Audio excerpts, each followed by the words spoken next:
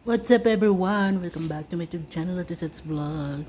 So for today's video, first time tayong gumawa ng pizza dahil first day ng Ramadan. So ayan, nagawa tayo ng pizza guys, homemade, made by me. So never mind sa aking foron. So check natin, baka masunog. So very light lang natin yan siya lutuin guys, kasi ayoko ng sunog. So marami akong naka-line up na lulutuin. Yung iba na prepare na, ipiprito na lang. So meron naman akong gagawin dito mamaya. Kita ko sa inyo. So takpan muna natin, balikan ko kayo mamaya.